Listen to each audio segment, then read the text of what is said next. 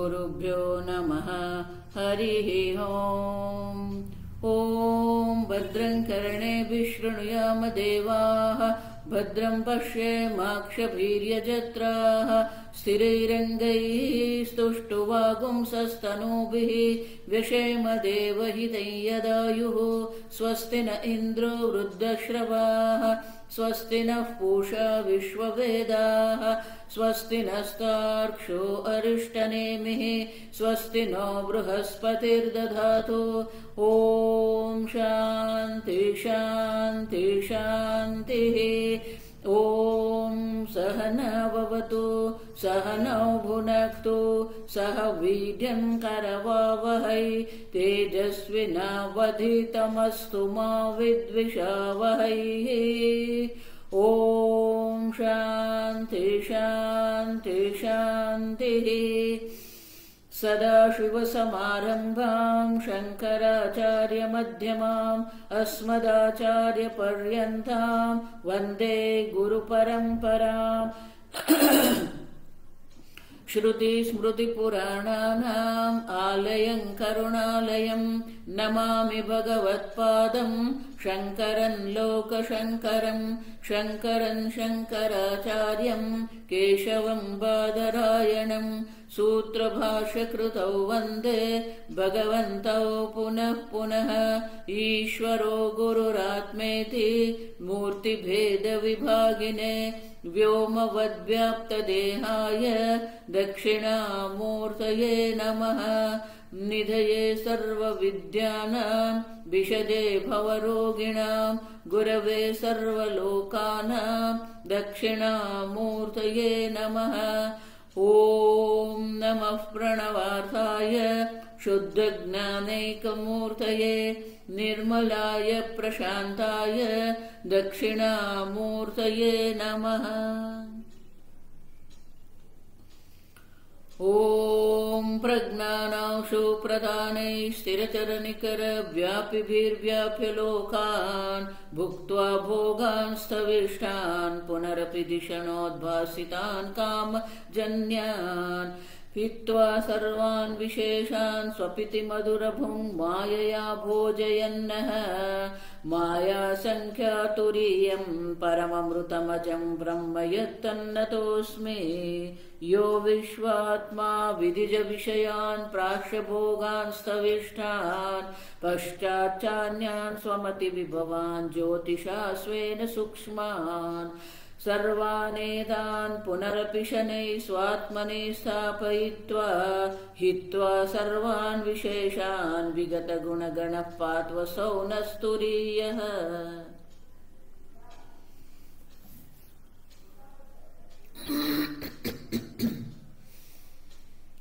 कारिका नंबर 17, पाना नंबर 147। स्वसिद्धान्तव्यवस्थासु द्वैतिनो निश्चिता दृढम्, परस्परं विरुध्यन्ते तैरयन्न विरुध्यते। कारिका के पहले का भाष्य। शास्त्र उपपत्तिभ्याम् अवधारितत्वात् अद्वय आत्मदर्शनं सम्यगात्मदर्शनं तद्बाह्यत्वात् मिथ्यादर्शनम् अन्यत इतश्च मिथ्यादर्शनं द्वैतीनां रागद्वेषादि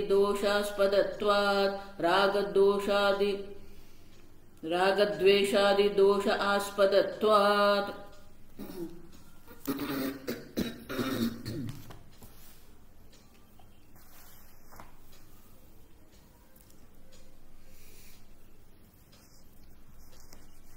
अद्वैत आत्मदर्शनम ही सम्यक दर्शनम।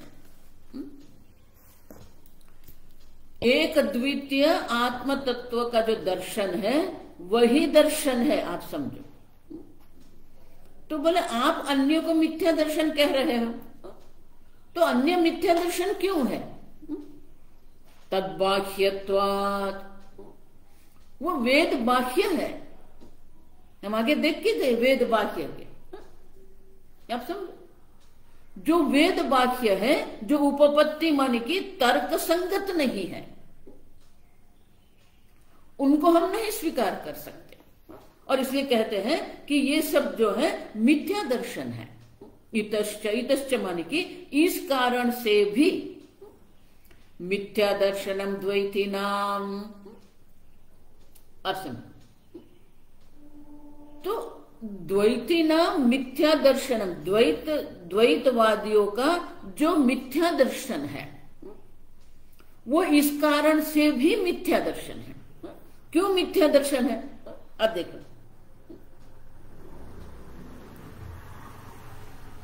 राग द्वेषादि दोषास्पदत्वात्,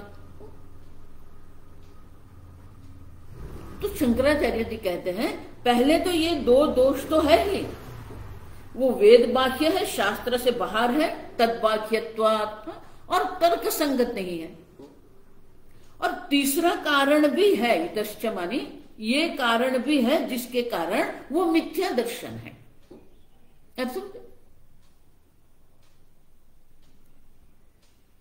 राग द्वेषादि, आदि मानी क्या है? आदि शब्देन मद मान आदयः गृहीताः,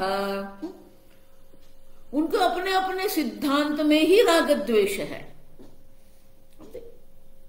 राग द्वेष के कारण, अपने व्यक्तिगत राग द्वेष के कारण, और राग द्वेष ही नहीं, मदमानादयः, अब मदमानादयः, मदमानादय मान की उनका अपने सिद्धांत के लिए, अपने बुद्धि के लिए अत्यंत अहंकार है, अपनी सोच के लिए उनके मन में अहंकार है। अब देखो, अपने जो विचार है, अपना जो दर्शन शास्त्र है, उनको वो सम्मान करते हैं, लेकिन दूसरे के तर्क को वो सम्मान नहीं करते हैं। उनके अपने राग द्वेष है, सब अपने अपने राग द्वेष में पड़े हुए हैं, राग द्वेष से ही वो सब चलते हैं। आप सब माने कि उनका अपना एक भावनात्मक व्यक्तित्व है, वो छोड़ने को वो तैयार नहीं है, और वो भावनात्मक व्यक्ति को जो अनुरूप है, जो उनको अनुकूल है, उसी को वो दर्शन बना के बैठ गए हैं। वो तर्क को सुनने को तैयार ही नहीं है। बहुत वर्ष पहले एक भाई मेरे सत्संग में आते, फिर वो एक पुस्तक लेके आए, वो गीता के वर्ग में आते थे, वो एक पुस्तक लेके आए। अब वो जो पुस्तक जो था वो एक संप्रदाय का था, वैष्णव संप्रदाय। तो बोला कि स्वामी जी आप ये कह रहे हो, आप शंकर भाष्य के अनुरूप सिखाते हो, लेकिन ये देखो, ये पुस्तक देखो, ये बहुत अच्छा है। मैंने बोला क्यों अच्छा है ये, आप उनको क्यों अच्छा कहते हो? अब बोले नहीं नहीं, ये उसमें ये कहा है, वो कहा है, ऐसे ये कृष्ण भगवान है। मैंने बोला कृष्ण भगवान तो ये भी भगवत गीता में कृष्ण भगवान ही है, हम कहां विरोध करते हैं? हम भी कृष्ण भगवान को भगवान ही मानते हैं। बोले नहीं नहीं, वो कह रहे हैं कृष्ण भगवान ही श्रेष्ठ है, गॉड हेड। अब समझ, तो मैंने कहा कि वेद व्यास जी जो है, वेद व्यास जी ने एकमात्र भागवत पुराण नहीं लिखा है, उन्होंने अष्टादश पुराण लिखा है। अष्टादश पुराण की रचना की है, उसमें गणेश पुराण भी है, विष्णु पुराण भी है, शिव पुराण भी है, देवी भागवत भी है, स्कंद पुराण भी है। तो आप एक को पकड़ के क्यों बैठे हैं और उसी को श्रेष्ठ क्यों मानते हैं? अगर सही में ही कृष्ण भगवान श्रेष्ठ है और अन्य भगवान नहीं है, तो भगवान वेद व्यास जी ने ये सब उपपुराण की रचना करने की आवश्यकता ही क्या थी?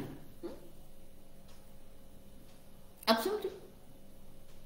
तो बोले नहीं नहीं, ये जो महात्मा ये महात्मा कह रहे हैं ठीक है, तो आपके लिए प्रमाण वेद व्यास जी है या आपके लिए प्रमाण ये महात्मा है?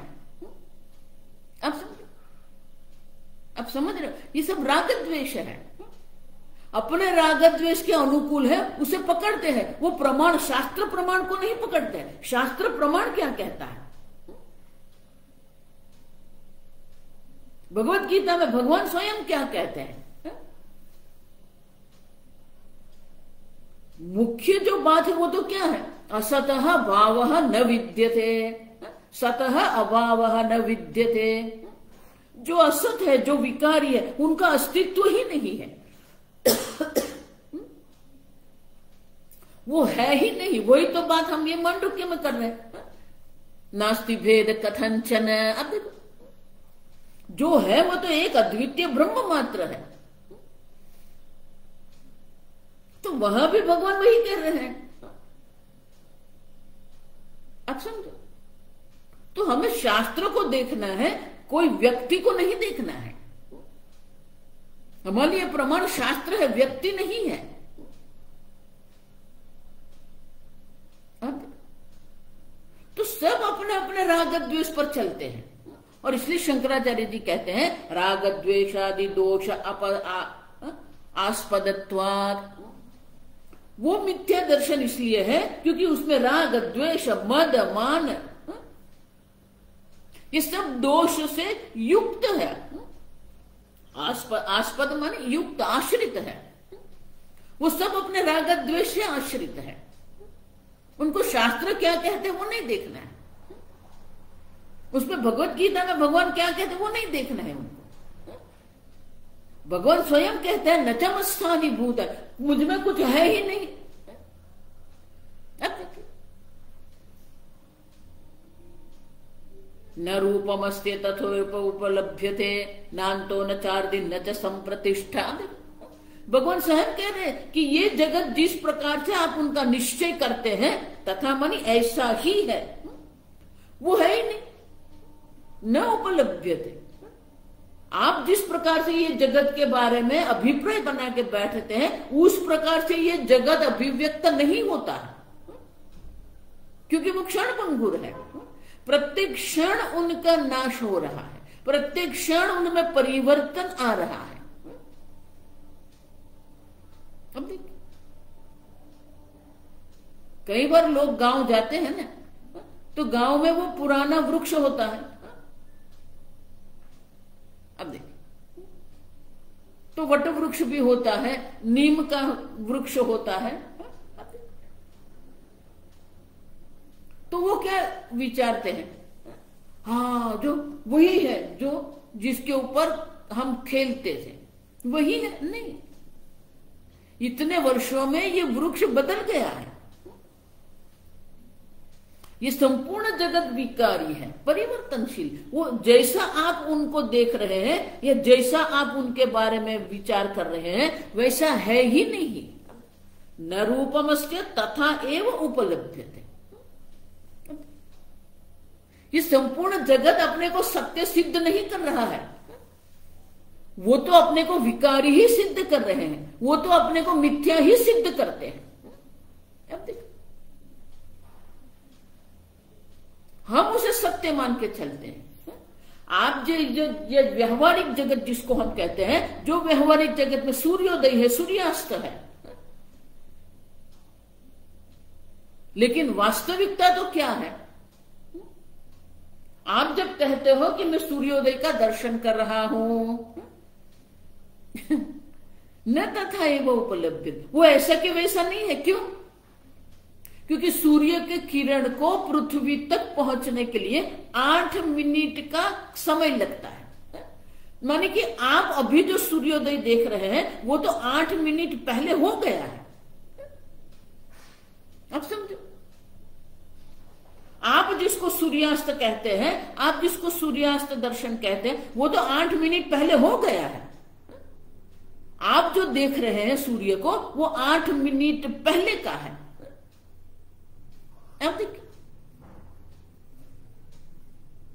आप समझ रहे हैं?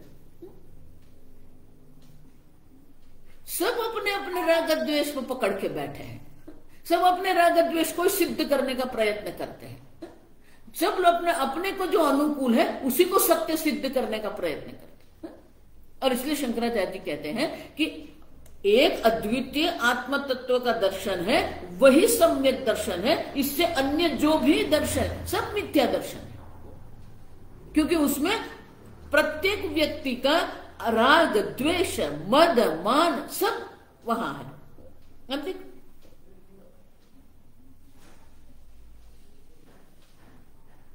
सब अपने राग द्वेष से चलते हैं। वैष्णव लोग अपने को ही बड़े मानते हैं, शैव लोग अपने को ही बड़े मानते हैं, लेकिन अब समझो, उनमें ये मिथ्या दर्शन जो है, वो सब मिथ्या दर्शन जो है परस्पर क्या है, विरुद्ध्यन्ते। अब देखो, राग द्वेषादि दोष आस्पदत्वात्। अब देखो, उन सबका आश्रय जो है वो तो राग द्वेष है, और राग द्वेष से जो आप दृष्टि प्राप्त करते हैं वो दृष्टि योग्य है ही नहीं। आपकी दृष्टि जो है वो शास्त्रोक्त दृष्टि होनी चाहिए।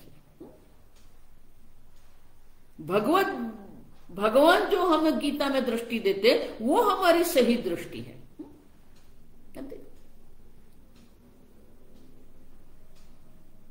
और इसलिए शंकराचार्य जी कहते हैं कि ये मिथ्या दर्शन इसलिए है क्योंकि उनके अपने ही राग द्वेष की अभिव्यक्ति है, ये उनके ही मद मान की अभिव्यक्ति है ये।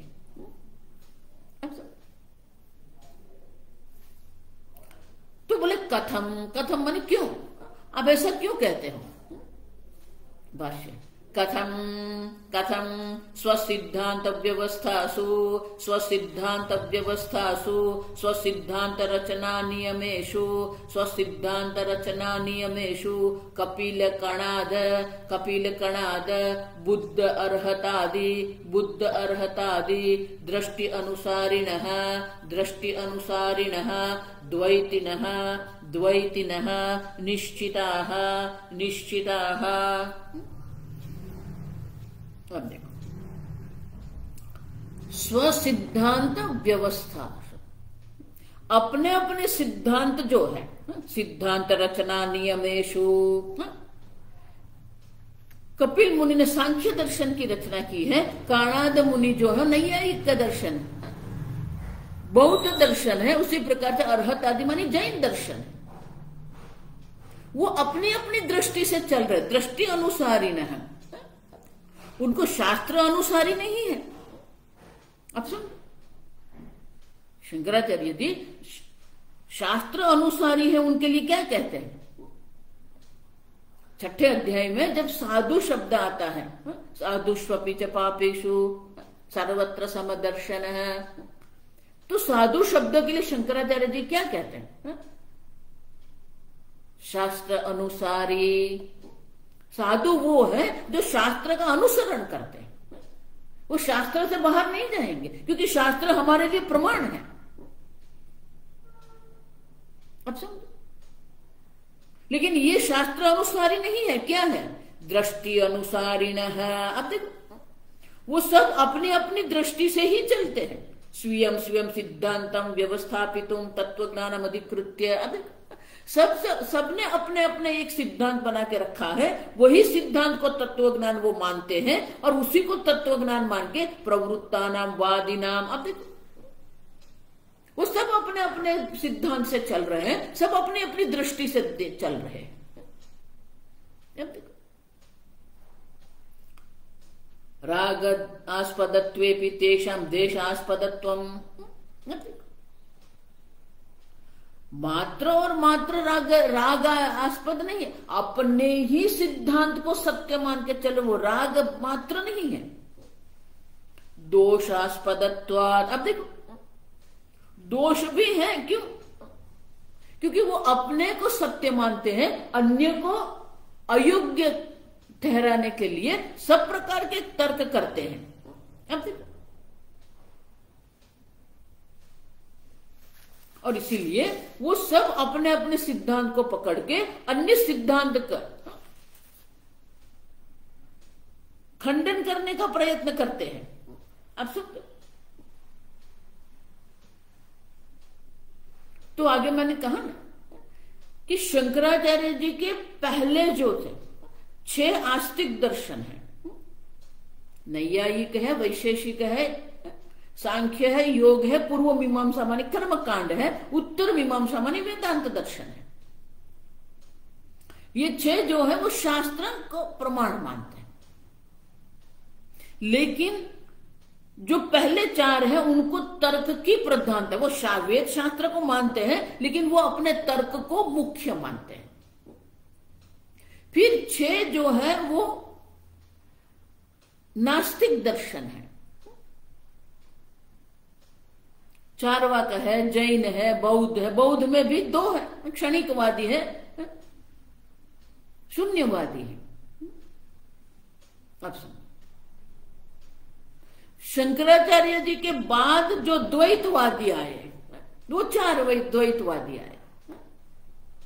अब देखो, वो भी ना आस्तिक ही है वो, लेकिन सब अपने राग द्वेष से चल रहे।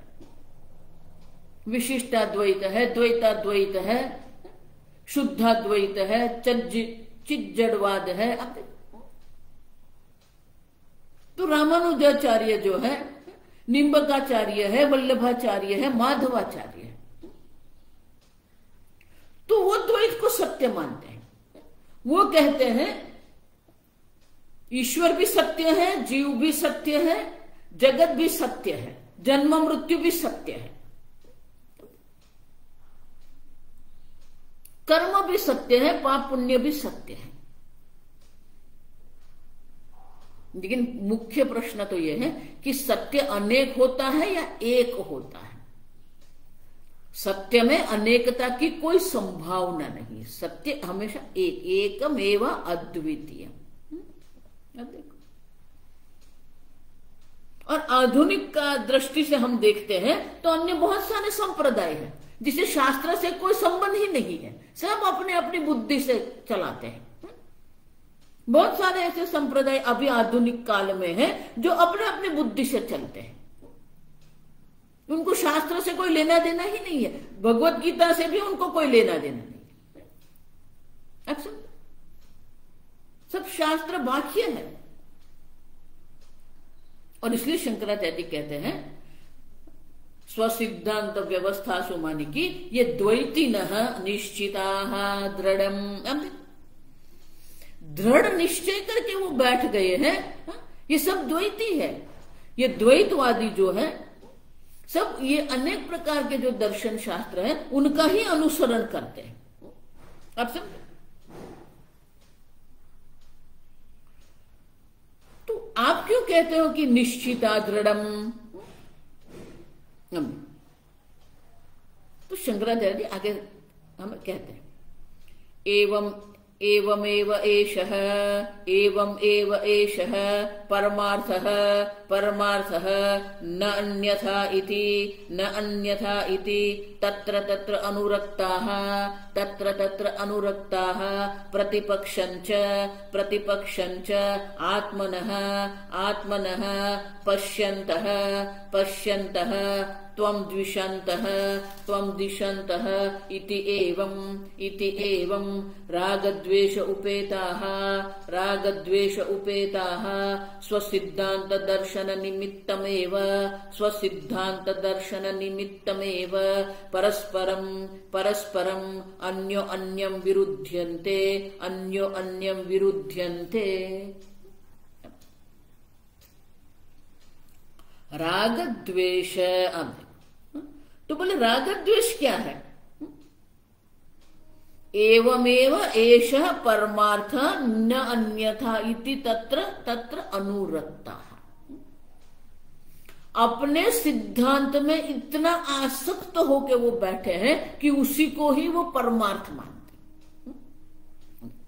एवमेव एषः, भगवान गीता में 2 अध्याय में कहते हैं कि ये जो कर्मकांडी जो लोग हैं, कर्मठ लोग जो है, वेदवादरतः पार्थ नान्यदस्तीति वादिनः।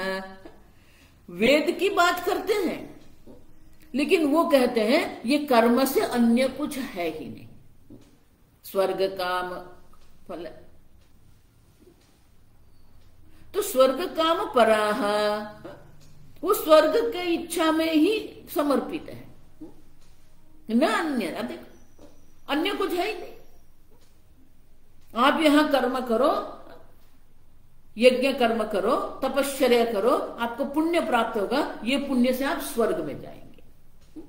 वेदवादरतः पार्थ नान्यदस्तीति वादिनः, अन्य कुछ है नहीं। उसी प्रकार से यहां पर भी शंकराचार्य कहते हैं ये जितने भी द्वैतवादी जो है वो क्या मानते हैं, न अन्यथा, अन्य प्रकार से कोई परमार्थ है ही नहीं, यही परमार्थ है।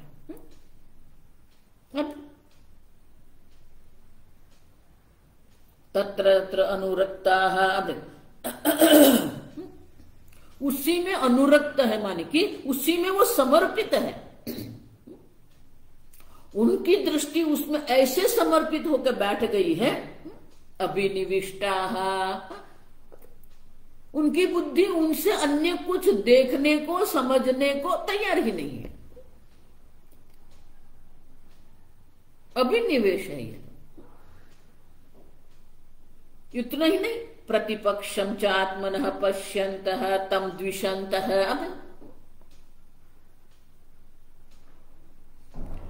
उनसे प्रतिपक्ष, आत्मन मन की अपने प्रतिपक्षी जो है उनका जो सिद्धांत है तम द्विषन्तः, उनका तो वो द्वेष करते हैं। वो उतना उनका द्वेष करते हैं, कई बार ऐसा होता है कि वो अपना सिद्धांत भी है बाजू पर रख देते हैं और अन्य के दोष में, अन्य के द्वेष करने में, अन्य की टीका निंदा करने में ही पड़े रहते हैं। अरे अन्य जो भी है, आप अपने सिद्धांत की बात करो, आप भक्ति संप्रदाय वाले हो, आप भक्ति की बात करो, ठीक है, आपके भक्ति संप्रदाय अच्छा, भक्ति भी आवश्यक है। मैं तो पहले से ही कहते आई कि भक्ति का तो कोई विकल्प है ही नहीं। ब्रह्मचारी भी भक्त है, गृहस्थ भी भक्त है, वानप्रस्थ भी भक्त है, सन्यासी भी भक्त है। जो संसारी आर्त दुखी है वो भी भगवान का भक्त है।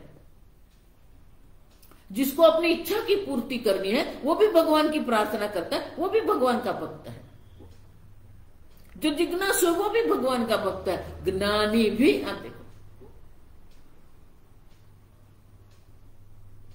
तो आपकी भक्ति ठीक है, लेकिन भक्ति को ही अगर आप दर्शन शास्त्र बना के रख देंगे, उसी को सत्य मानेंगे, उसी को परमार्थ मानेंगे, तो ये योग्य नहीं है। अब समझो,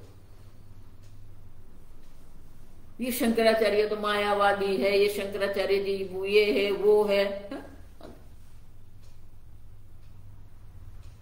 मात्र सामान्य जन नहीं, बड़े बड़े पंडित भी क्या करते हैं। एक विशिष्ट द्वैतवादी शंकराचार्य जी जो कह रहे हैं, शंकराचार्य जी जिस प्रकार से ये शास्त्र का अर्थ करते हैं, तो वो उनके ऊपर टूट पड़े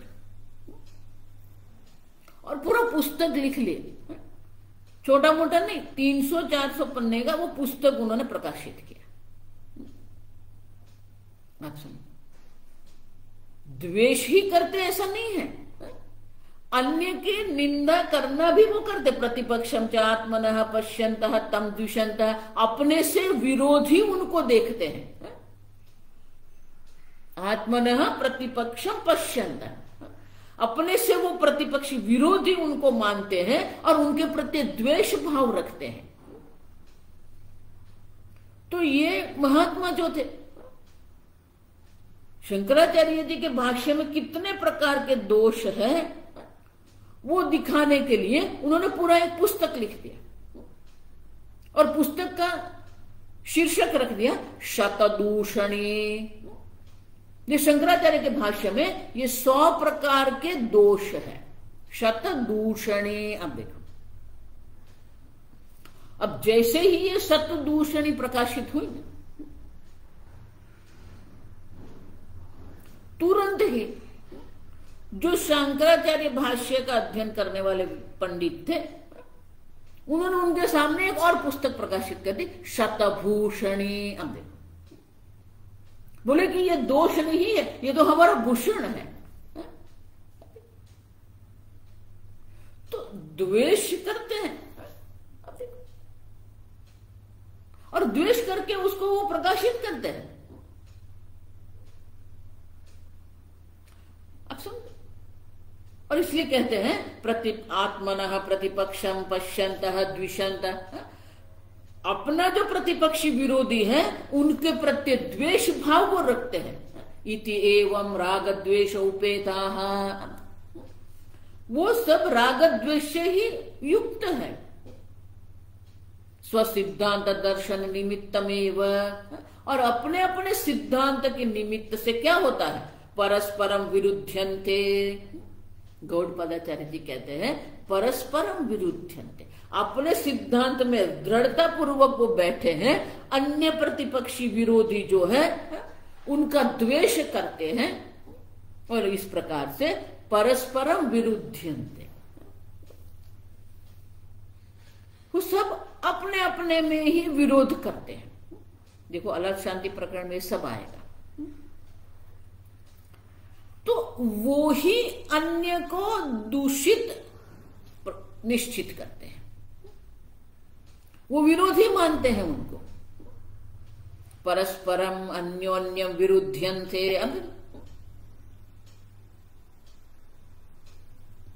यदि वादिना प्रत्येकं स्वसिद्धान्ते सिद्धान्तत्वेन उपसंग्रहितं दर्शनं तद निर्धारणार्थम अन्योन्यम वादिनः विरोधम आचरन्तः दृश्यन्ते।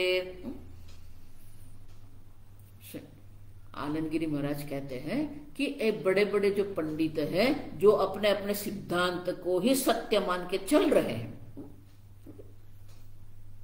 उसी को वो दर्शन शास्त्र मानते हैं। तद निर्धारणार्थम, उनका निश्चय करने के लिए अन्यवादी जो है उनका क्या विरोधम आचरन्तः दृश्यन्ते। आनंदगिरी महाराज कहते हैं ये हम देखते हैं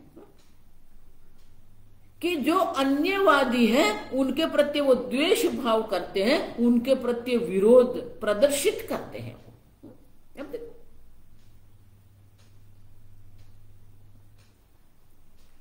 तो ये सब परस्पर विरोध करके क्या करते हैं, एक दूसरे को वो मिथ्या दर्शन सिद्ध करते हैं। हमें उसे मिथ्या दर्शन सिद्ध करने की आवश्यकता पड़ती ही नहीं है, क्योंकि वो ही परस्पर विरोध करके एक दूसरे के दोष प्रकट कर देते हैं। अब तो उनका अर्थ क्या हुआ, वो परस्पर विरोध कर रहे हैं, लेकिन अद्वैत दर्शन को किसी से भी किसी प्रकार से भी कोई विरोध नहीं है। आप समझना। और इसलिए शंकराचार्य आगे कहते हैं तैहि अन्यो अन्य विरोधिभिः अस्मदीयः अयं वैदिकः सर्व अनन्यत्वात् आत्म एकत्व दर्शन पक्षः न विरुध्यते।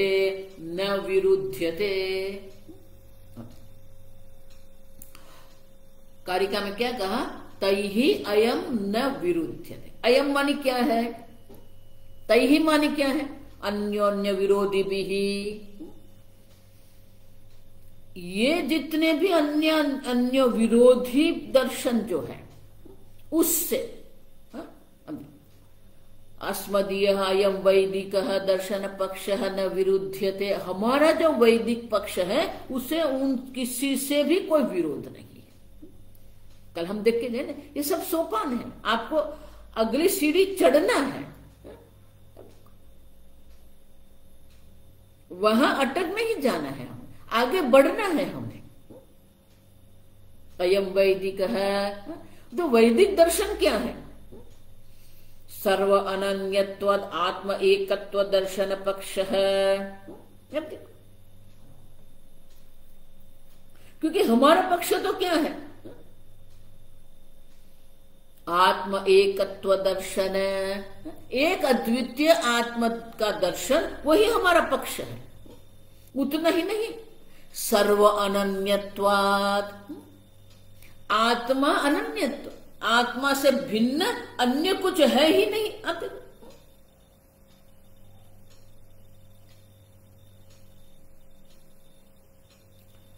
अनन्यत्वात्, एक अद्वितीय आत्मा मात्र है, अन्य कुछ है ही नहीं। अनन्य माने अन्य कुछ है ही नहीं। सर्वगुम ही एतद् ब्रह्म, हम देखते गए मंत्र में। दूसरे मंत्र में क्या कहते हैं? सर्वगुम ही एतद् ब्रह्म, अयमात्मा ब्रह्म। सर्व वस्तु जो है वो एक अद्वितीय से ब्रह्म से भिन्न है ही नहीं। आप देखो,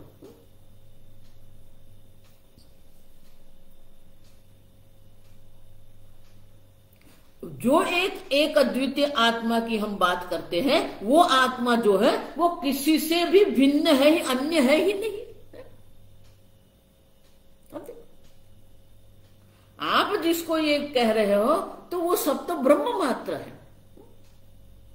आप देखो, अनन्यत्वात् मत्तः परतरन्नान्यत् किंचिदस्ति धनंजय। ईश्वर से भिन्न और कुछ है ही नहीं। जो है वो ब्रह्म मात्र है। और वो ब्रह्म क्या है? अयमात्मा ब्रह्म। वही ब्रह्म जो है वो एक अद्वितीय साक्षात अपरोक्ष आत्मा है। आप है, आत्मा माने आप। ये सब जो ब्रह्म है वही ब्रह्म आप है। और जब आप स्वयं ब्रह्म स्वरूप है तो किसका विरोध करेंगे?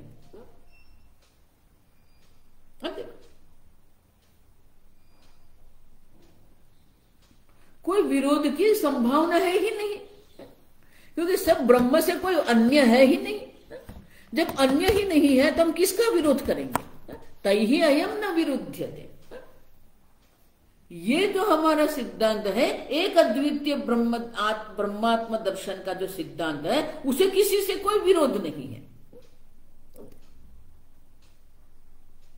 विरोध की कोई संभावना ही नहीं है।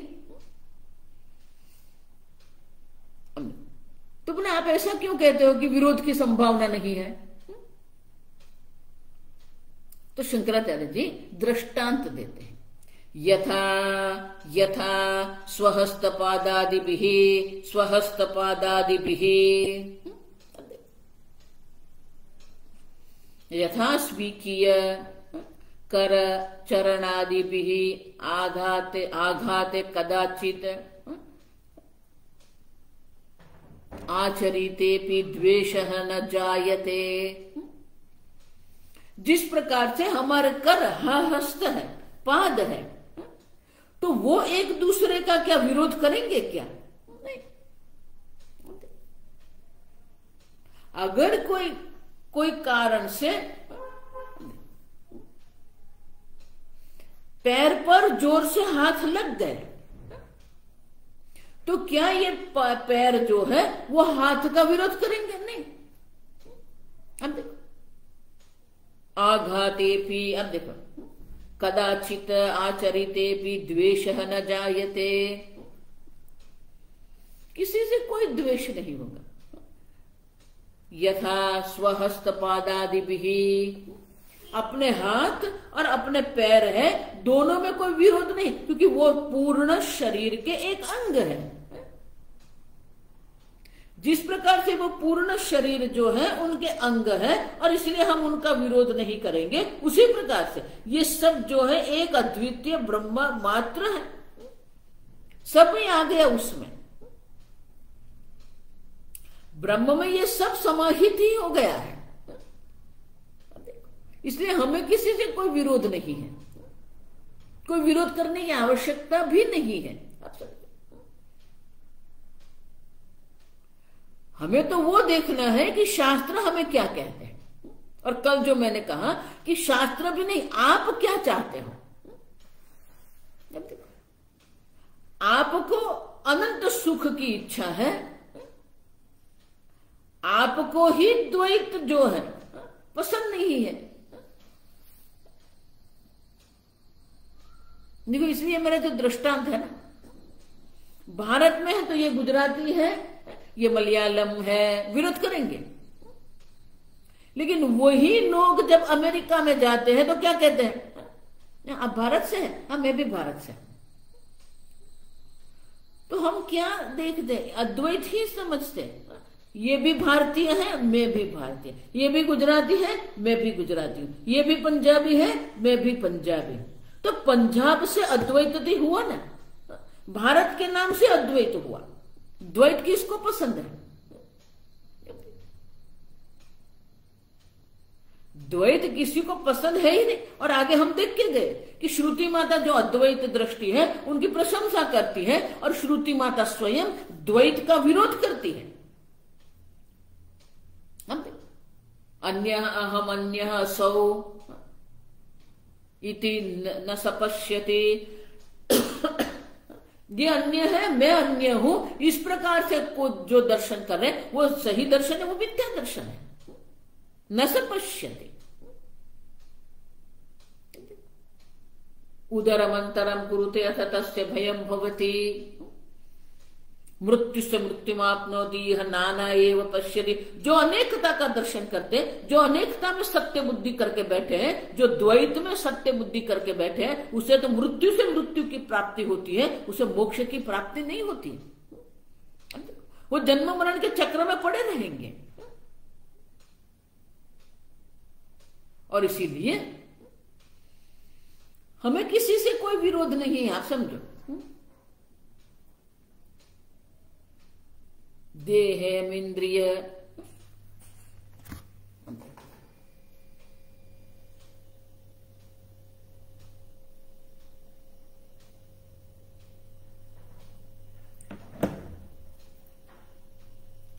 तो देह, इंद्रिय, मन, बुद्धि, शून्य, इस सब में वो दर्शन कर रहे हैं। लेकिन वो सब तो एक सोपान है।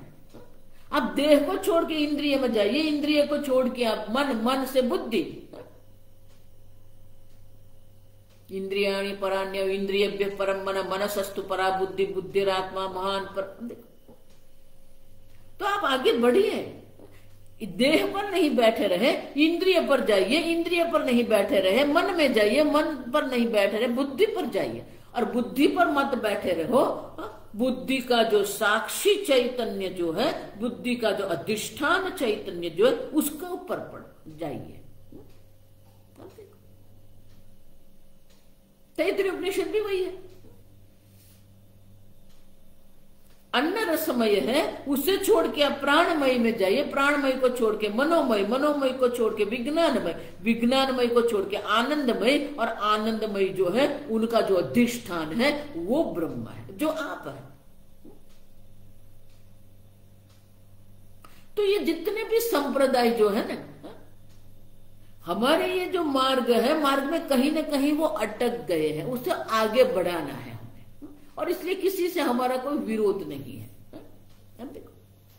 विरोध करने की आवश्यकता भी नहीं है। हम आप न चतैहि अद्वैत दर्शनम विरुध्यमानम अवसीयते।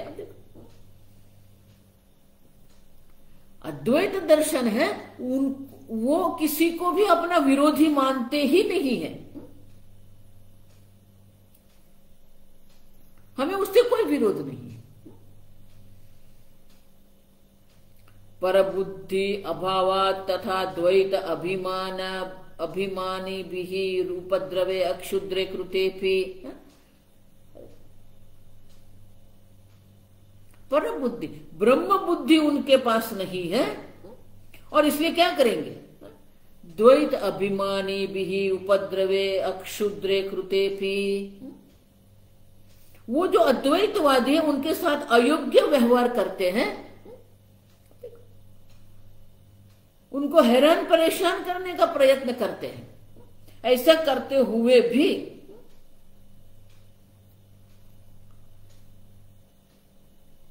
न अद्वैत दर्शन तेषु द्वेषः जायते। अद्वैतदर्शी जो है उनके मन में किसी भी प्रकार के कोई द्वेष की उत्पत्ति नहीं होती, वो किसी का द्वेष नहीं करते, क्योंकि अन्य है ही नहीं, किसका द्वेष करेंगे आप? अन्य है तो आप द्वेष कर सकते हैं, अन्य है ही सर्व अनन्यत्वाद। आप देखो सरे अनन्यत्वाद पर अपर बुद्धि, पर ब्रह्म में हमारी बुद्धि है। देखो इसीलिए ईशावास से इदगम सर्व करके क्या कहते हैं, आप सर्व में वो ईश्वर का दर्शन करो, ईश्वर चिंतन करो। आपको जितना भी तर्क वितर्क करना आप करते रहो, लेकिन आपकी दृष्टि कहां रहनी चाहिए? ईश्वर से भिन्न आपकी दृष्टि जानी ही नहीं चाहिए, क्योंकि यहां जो कुछ है सर्व ईश्वर मात्र है। ईशावास से इदगम सर्वम, अब देखो सर्व ईश्वर मात्र है। तो ईश्वर दृष्टि को छोड़ के फिर द्वैत दृष्टि में हम क्यों पड़े? और जो द्वैत दृष्टिवादी है उनके भी विरोध क्यों करें? क्योंकि वो भी तो ईश्वर है ना। संपूर्ण जगत की उत्पत्ति इस ब्रह्म से हुई है, तो संपूर्ण जगत ब्रह्म मात्र है। देखो इसलिए मैं कहती हम लोग 50% ही वेदांती है। क्यों? जो हमें अनुकूल रहेगा, जिसके प्रति हमारे राग है, उसको हम ब्रह्म मानेंगे। लेकिन जिसके प्रति हमारे मन में द्वेष है, अगर है तो आप समझो, जो हमारे विरोधी है, जो अयोग्य व्यवहार कर रहे हैं, जो अधर्मनिष्ठ है, वो भी तो ब्रह्म ही है ना। ब्रह्म से अन्य कुछ है नहीं। सर्वगुण ही तद ब्रह्म, ये दृष्टि है, सर्वत्र ये ब्रह्म दृष्टि है। और इसीलिए हम किसी का द्वेष भी नहीं करते। सर्व अनन्यत्वात् परबुद्धि अभावादित्यर्थः। परबुद्धि, पर माने अन्य, अन्य बुद्धि है ही नहीं हमारे मन में। सर्व परमात्मा से अनन्य होने से, भिन्न न होने से परबुद्धि, अन्य बुद्धि संभव ही नहीं है। आप समझो, पहले आपको अन्य सिद्ध करना पड़ेगा, फिर आप उसका द्वेष करेंगे। परबुद्धि अभावात, अब देखो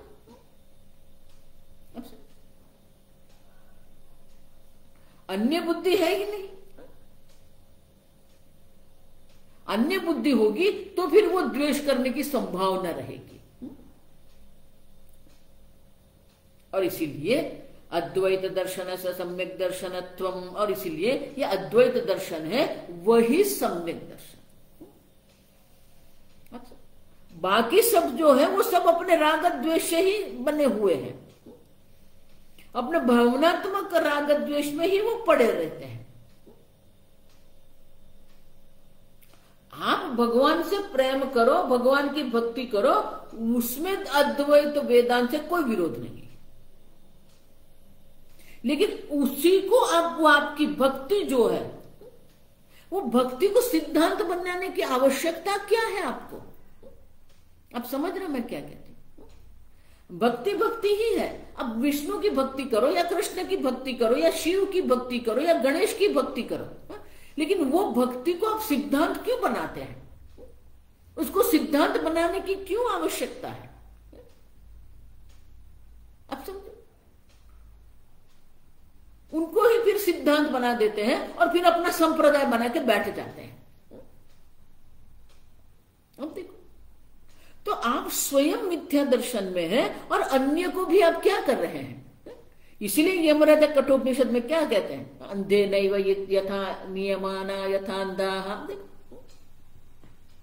अविद्यायामन्तरे वर्तमानाः स्वयं धीराः पंडितम् मन्यमानाः, दंद्रम्यमान। वो जन्म मृत्यु चक्र से तो छूटे नहीं है। अब समझे, वो एक जगत में घूमते रहते हैं और फिर क्या करते हैं? अपने को ही एक सिद्धांती बना देते हैं, अपने को ही गुरु बना देते हैं और फिर बोलते हैं मैं आपका अनुसर, मैं आपका मार्गदर्शन करूंगा। तो यमराजा कहते हैं एक अंध है, वो सब अंध लोगों का मार्गदर्शन कर रहा है। लेकिन ये सब अंध लोगों को ये जानते नहीं है कि वो भी अंध है। यही तो मूर्खता है। वो जानते ही नहीं कि जो बोलने वाला वो भी, माने कि उनके पास शास्त्र दृष्टि है ही नहीं। अब सब यथा अंधा नियमाना अंधेन, अंध जन है वो एक अंध के द्वारा ही मार्गदर्शित हो रहे हैं, लेकिन वो सब जानते ही नहीं है कि ये अंध है। सबसे बड़ी मूर्खता तो ये है। आप भक्ति करो, ठीक है, करो भक्ति, लेकिन भक्ति को सिद्धांत क्यों बनाते हो आप? भगवान ने कहीं पर नहीं कहा कि भक्ति एक सिद्धांत है। ईश्वर के प्रति आपका जो प्रेम है, ईश्वर के प्रति जो आपकी शरणागति है, ईश्वर के प्रति आपका जो आपकी श्रद्धा और विश्वास जो है, आप प्रकट करो। उसी को तो भक्ति कहते हैं। आपके मन में जो भक्ति भाव है उसी को प्रकट करने के लिए ही हम पूजा पाठ, स्तोत्र, सूक्त का पाठ करते हैं। अब सुन, भक्ति तो सर्वसामान्य है। आगे मैं जो कह के गई, भक्ति सर्वसामान्य, सर्व वर्ण में, सर्व आश्रम में ये भक्ति है। अब उनको सिद्धांत क्यों बनाते हो आप? अब समझो, भक्ति कोई सिद्धांत नहीं है। आप अपने मां को प्रेम करते, वो प्रेम क्या सिद्धांत है क्या? नहीं। प्रेम को आप सिद्धांत कैसे बना सकते हो? यही सबसे बड़ी विडंबना है। आप अपने मां को प्रेम करते हो तो क्या आप सिद्धांत बना लेंगे उसको? आप अपनी पत्नी को प्रेम कर, उसको सिद्धांत बना देंगे आप? अब देखो, तो जितने भक्ति संप्रदाय है वो यही पकड़ के बैठ गए हैं, हमारे ही भगवान श्रेष्ठ है। एक अद्वितीय ब्रह्म मात्र है, उसमें आप फिर क्या कर रहे हो? परस्परम विरुद्ध्यन्ते। लेकिन हम किसी का विरोध नहीं कर रहे हैं। क्यों? क्योंकि वो अपने मार्ग में वहां पर ठीक है, वो जहां पर है वो अपने स्थान पर ठीक है, वो आगे जाएंगे। क्यों? अब भगवान गीता में बहुत सुंदर कहते हैं, जो मेरी पूर्ण भक्ति कर रहे हैं, मच्चित्ता मद्गत प्राणा बोधयंत परस्परम कथयंत माम नित्यम तुष्यंति च रमन्ति च, जिसको परमात्मा की भक्ति में ही आनंद है, उसी में वो रमण कर रहे हैं,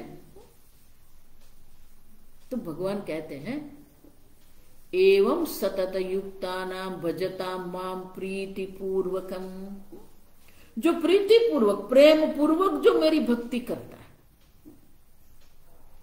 ददामि बुद्धि योगम तम येन माम उपयान्ति ते, मैं उन्हें ये अवसर देता हूं, बुद्धि योग, ज्ञान योग का अवसर देता हूं, जिससे वो मुझे प्राप्त कर सके।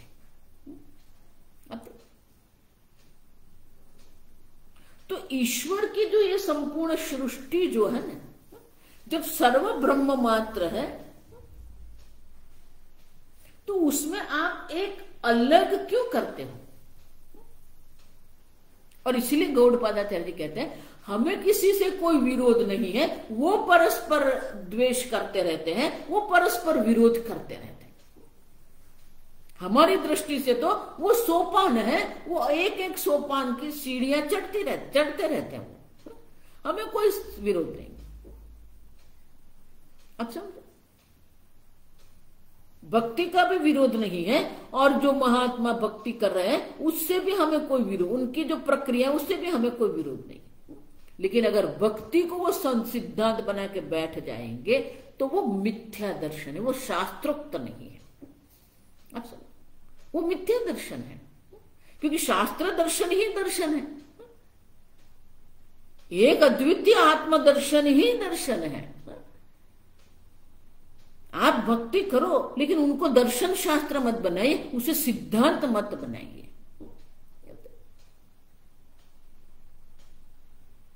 और इसीलिए शंकराचार्य जी कहते हैं कि जैसे हम अपने ही हस्त या पाद का विरोध नहीं करते हैं क्योंकि वो संपूर्ण शरीर का एक अंग है, उसी प्रकार से ये जितने भी संप्रदाय है वो हमारे लिए तो योग्य ही, वो हमारे अंतर्गत ही है, लेकिन उनका एक स्थान है। कोई पहली सीढ़ी पर है, कोई 5वीं सीढ़ी पर है, कोई 10वीं सीढ़ी पर है, इसलिए हमें कोई विरोध नहीं है। जो मास्टर डिग्री कर रहा है क्या वो कभी भी किंडरगार्टन का विरोध करेंगे? नहीं। देखो मैं तो मास्टर डिग्री कर रहा हूं मैथमेटिक्स में, ये लोग तो अभी 1, 2, 3 पढ़ रहे हैं, हम विरोध नहीं करेंगे। क्यों? क्रम है। किंडरगार्टन से वो पहली कक्षा में जाएंगे, पहली कक्षा से दूसरी कक्षा में जाएंगे, उसी प्रकार से वो आगे बढ़ते बढ़ते 12 कक्षा तक जाएंगे। 12 कक्षा के बाद वो बीए करेंगे, बीएससी करेंगे, फिर वो एमएससी करने आ जाएंगे। तो हमें क्या विरोध है? किसी का विरोध नहीं। आप समझ, वो आगे बढ़ ही रहे हैं, लेकिन अटक जाने की आवश्यकता नहीं, उसको दर्शन बनाने की आवश्यकता नहीं, उसे सिद्धांत बनाने की आवश्यकता नहीं है। अगर वो सिद्धांत बन गया तो वो मिथ्या दर्शन है। आप समझ रहे हो मैं क्या कह रही हूं? हमें किसी से कोई विरोध नहीं है। तैहि अयम न विरोध, अद्वैत दर्शन को किसी से विरोध नहीं है, क्योंकि अगर विरोध करेंगे तो द्वैत बन जाएगा। आप समझ रहे हो? अद्वैत माने दूसरा है ही नहीं। अगर आप विरोध करेंगे तो वो द्वैत हो जाएगा। लेकिन हम एक अद्वितीय दर्शन कर रहे हैं। देखो इसलिए मैं कहती हूं हम 50% ही वेदांती हैं। जो हमारे प्रतिकूल है उनके प्रति हम द्वेष भाव रखते हैं, तो फिर कौन सा वेदांत, कौन सा अद्वैत है? अगर सर्व ब्रह्म मात्र है तो सदाम हुसैन भी ब्रह्म है और पुतिन भी ब्रह्म मात्र है। आप समझ रहे? पुतिन क्या उससे अलग है? नहीं। लेकिन अभिव्यक्ति जो ब्रह्म की हो रही है, अधर्म के रूप में अभिव्यक्ति हो रही है। आप समझ? और इसीलिए अद्वैत दर्शन जो है उसे किसी का किसी भी प्रकार से कोई विरोध की संभावना नहीं है। आगे हम कल देखेंगे।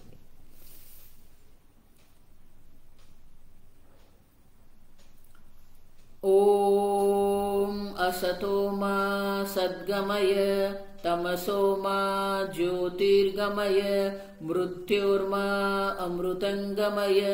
ओम पूर्णमदः पूर्णमिदं पूर्णात् पूर्णमुदच्यते पूर्णस्य पूर्णमादाय पूर्णमेवावशिष्यते। ओम शांति शांति शांति। हरि ओम। श्री गुरुभ्यो नमः। हरि ओम।